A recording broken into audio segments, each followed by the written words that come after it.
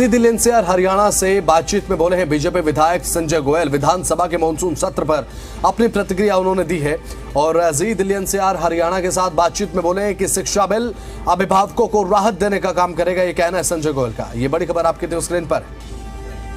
जी Delhi NCR Haryana से बातचीत उन्होंने की और साथ ही बातचीत में बोले कि ये जो नया शिक्षा बिल है जिसमें प्राइवेट स्कूलों की मनमानी फीस बढ़ोतरी पर रोक लगाने का काम किया गया है, ये अभिभावकों को राहत देने का काम करेगा।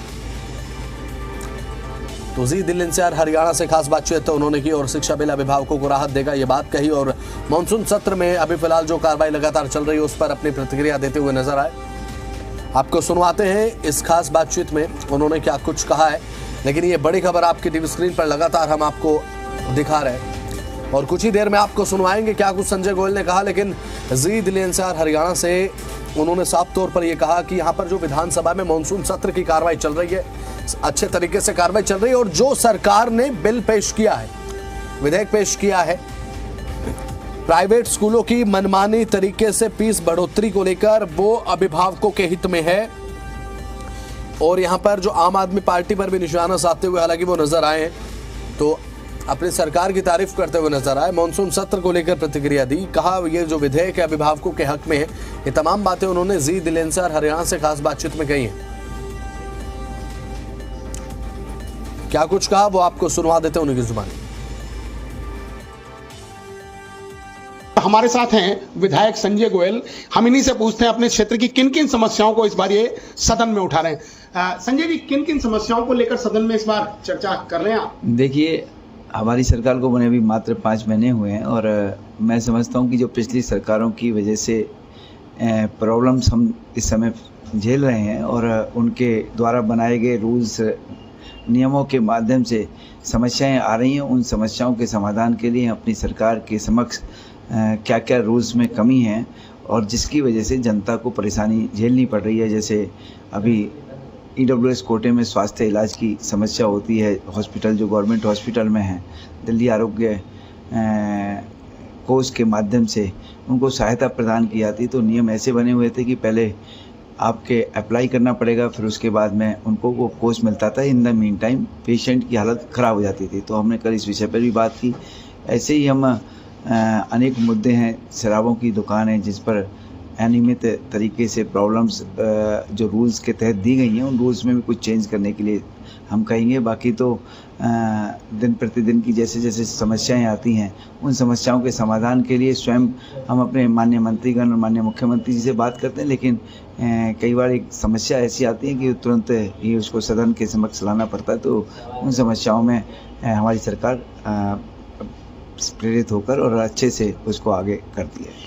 ऐसे कौन से मुद्दे हैं संजय जी जो आपकी विधानसभा से ही संबंधित हैं और जिनको सदन में उठाना पड़ेगा? देखिए, सदन में उठाने के विधानसभा में जैसे मैंने अभी आपको बताया कि स्वास्थ्य से संबंधित है या शराब की दुकानें हैं। पिछली सरकार ने हमारी इस विधानसभा में लगभग 17 दुकानों को लाइसेंस दिया है। स्कूल को लेकर, प्राइवेट स्कूल्स की फीस को लेकर, हाँ, ये बहुत अच्छी बात है कि पिछली बार जब मैं दूसरा सत्र था तो स्कूलों के अंदर जो फीस की मनमानी एक तरीके से बढ़ा दी गई थी और स्कूल के ऑनर्स मान नहीं रहे थे। तो मैंने दूसरे सत्र में ये बात उठाई थी और हमारे माननीय मुख्यमंत्री जी, माननीय शिक्षा मंत्री आशीष सूची ने स्वयं इसको अच्छा कहा कि आपने विषय बहुत अच्छे से लिया है और अन्य विधायकों ने भी इस बात को कहा कि इस पर लगाम लगनी चाहिए। तो आज माननीय मुख्यमंत्री श्रीमती रेखा गुप्ता जी और माननीय आशीष सूची के नेतृत्व में एक विधेयक शिक्षा पर किस तरह से हमें फीस लेनी चाहिए, 3 स्तरीय कमेटी का गठन करके उसमें बाकायदा क्लियर रूप से बताया गया है कि कब कब किस स्थिति में आपकी फ़ीस बढ़ सकती है।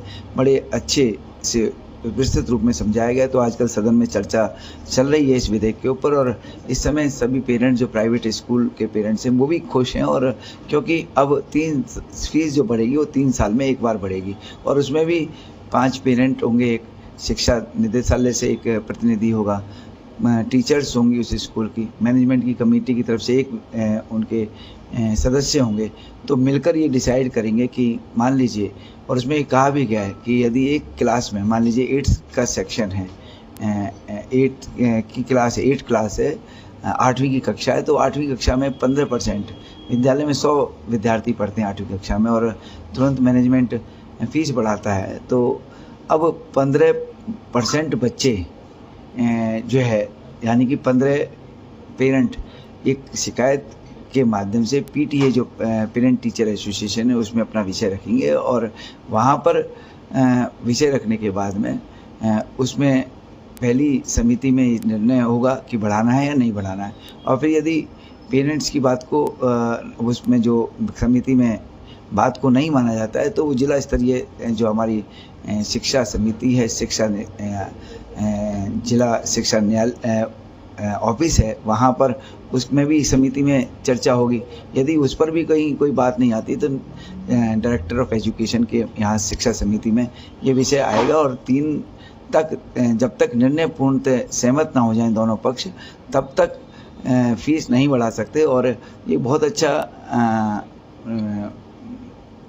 विधेयक आया है और विधेयक आने से लोगों में खुशी की लहर भी है और अब हर पेरेंट को 3 साल तक सोचना नहीं होगा कि भाई हमें फीस बढ़ी देनी है। कई बार प्रॉब्लम आ जाती थी, उनका बजट बढ़ जाता था, सैलरी नहीं बढ़ती थी। तो इसलिए बहुत अच्छे से हमारे शिक्षा मंत्री जी ने इस विधेयक को सदन के समक्ष रखा है। राजकुमार भाटी, जी मीडिया, दिल्ली।